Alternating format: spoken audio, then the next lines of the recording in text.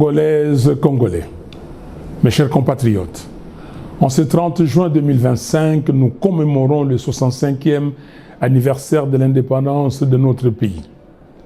C'est un moment de mémoire, mais aussi de vérité. 65 ans dans la vie d'un homme marque l'âge de la maturité, le temps de transmettre un héritage. Pour une nation, cela devrait être celui de la stabilité, de la dignité retrouvée et de la cohésion nationale. Mais force est de constater avec lucidité et humilité que les rêves portés par nos pères fondateurs s'étaient étiolés. Les Congo forts, libres, dignes et prospères qu'ils espéraient peinent à se matérialiser. Pire encore, notre pays est aujourd'hui menacé dans son intégrité même. Plus de 100 localités, y compris des villes majeures comme Goma et Bukavu, sont tombées entre les mains des groupes armés.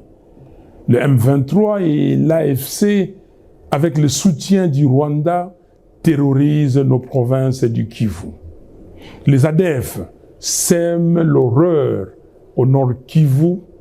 L'Ituri connaît l'occupation des faits de certaines zones par l'armée ougandaise. Et dans les Bandundu, aux portes de Kinshasa, la milice Mobondo fait régner la terreur. Ces atteintes à notre souveraineté ont plongé notre pays dans une crise humanitaire d'une ampleur sans précédent. Plus de 25 millions de nos concitoyens ont besoin d'assistance. Plus de 2 millions d'enfants souffrent de malnutrition aiguë. Près de 7 millions de Congolais sont déplacés internes, exilés sur leur propre terre. Derrière ces chiffres, il y a des vies, des douleurs, des familles, et nous ne pouvons en conscience détourner le regard. Pendant trop longtemps, une culture du déni et du rejet des responsabilités a gangréné notre gouvernance. Oui, nous faisons face à des agressions extérieures, mais cela ne peut en aucun cas nous exonérer de notre responsabilité première, protéger notre peuple. Nous sommes comptables de l'unité perdue, de la misère grandissante, de l'absence d'espoir. Mais il n'est pas trop tard. Le Congo peut se relever et il se relèvera si et seulement si nous choisissons de mettre le pays au-dessus de nos querelles. Comme le proclame notre hymne national, par les labeurs, nous bâtirons un pays plus beau qu'avant, dans la paix. Ces moments exigent un sursaut. Il est temps de répondre à l'appel de la patrie, pas à celui des intérêts égoïstes. Notre Constitution, à son article 63, nous rappelle notre devoir sacré.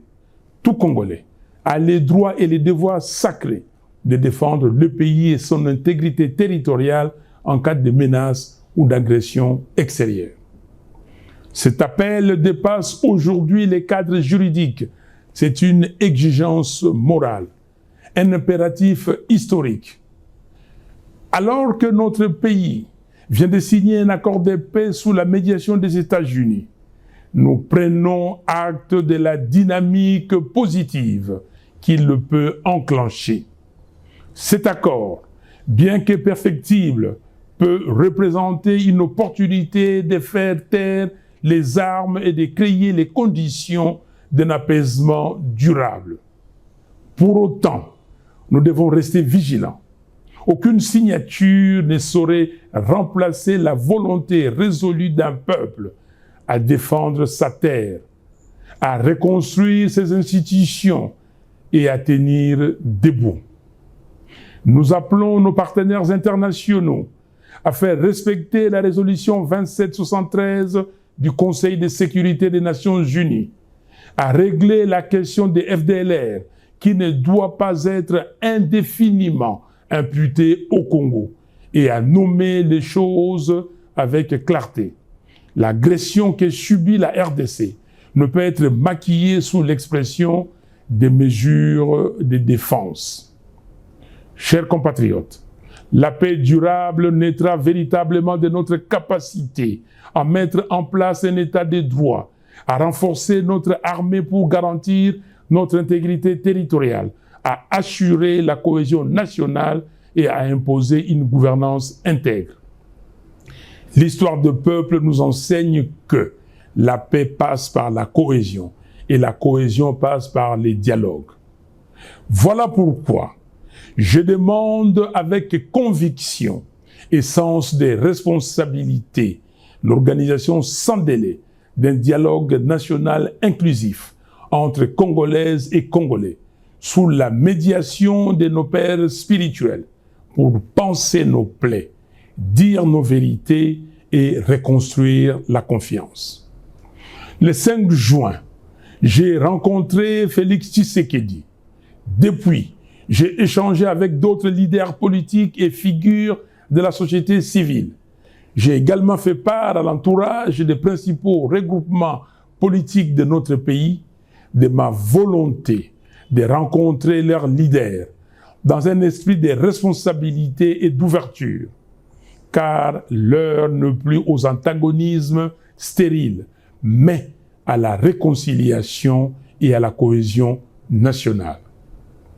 Nous devons être capables de regarder dans la même direction, non pas pour uniformiser nos opinions, mais pour unir nos forces dans les camps de la patrie. Ne combattons pas la patrie, servons-la. Chaque Congolais, chaque Congolaise a reçu de Dieu un talent, une mission. Que ces dons servent non à détruire, mais à bâtir. Ce que nous léguerons aux générations futures déterminera la place que l'histoire nous accordera. En ce 30 juin, unissons-nous autour de l'essentiel, la patrie. Ne trahissons pas notre histoire, ne trahissons pas notre peuple, ne trahissons pas l'espérance. Vive la République démocratique du Congo, vive la cohésion nationale, vive le patriotisme congolais. Que Dieu bénisse le Congo et son vaillant peuple. Je vous remercie.